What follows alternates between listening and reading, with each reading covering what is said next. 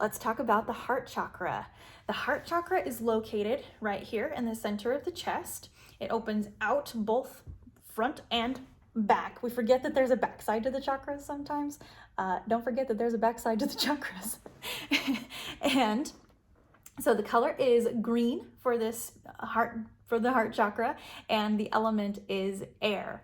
And the identity for this chakra is social. So in the root chakra, the identity was physical. Sacral chakra, the identity was emotional. And I think I forgot to mention the identity for the solar plexus. The identity for the solar plexus is ego. And then heart chakra, we have a social identity. So it's our connection with others. It's like little heartstrings coming out and connecting us with other people. So let's talk about what an overactive heart chakra is gonna look like. And it might be kind of funny to be like, an overactive heart chakra, how do you have too much love? How do you have too much going on in your heart? Well, too much of anything is unhelpful. And even with heart energy, even with the heart chakra energy. So to recognize someone with an overactive heart chakra, they're going to exhibit traits of being demanding or jealous in relationships. We see a lot of patterns of codependency in relationships, as well as poor boundaries and being overly sacrificial of the self, like putting ourselves on the altar of others. Like, no one told us to do that. We just sacrificed everything we were and are and needed in order to make someone else happy. They are overly sacrificing of themselves. An underactive heart chakra is going to be someone who is socially withdrawn, like deeply, deeply introverted to the point of being like cold or shy or unable to communicate with other people, unable to be social. They may be critical and judgmental of themselves and others. They may be intolerant. Usually we see them being like lonely or depressed. They may have a fear of intimacy and relationships. They may also exhibit patterns of lacking of empathy, even narcissistic behaviors or patterns, and bitterness. So, as we've described in other videos, you're going to handle this the same way. You're either going to remove excess energy or give energy to that space. Where the heart chakra, the color is green. So green stones on the heart chakra are really helpful.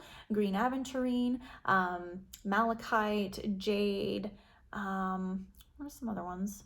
I don't know, green stones, moss agate. Oh, moss agate's my favorite.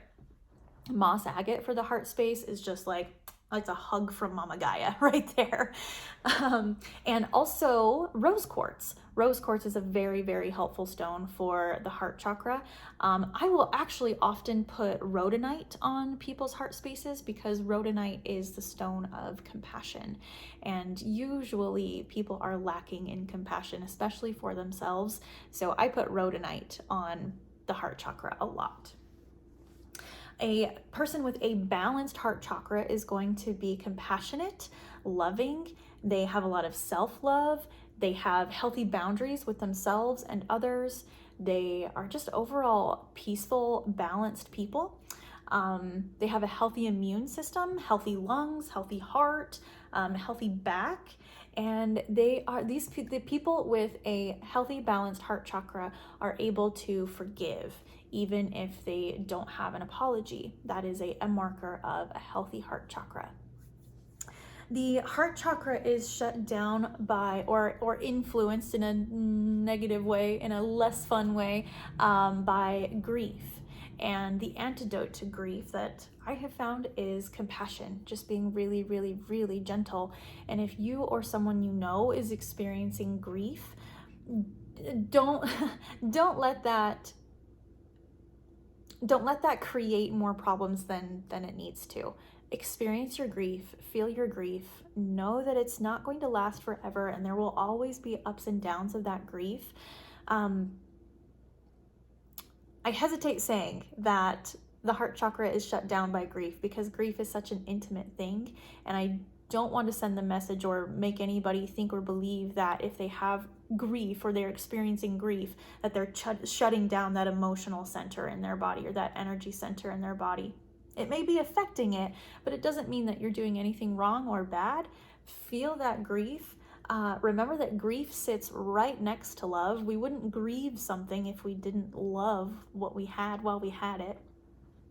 And just remember that compassion piece. Have so much compassion for yourself as you are moving through a grief process, and have compassion for others as they are moving through their grief process too. That is the way we heal that grief and bring the heart chakra back into balance. Thanks so much, guys. See you in the next video where we're going to talk about the throat chakra.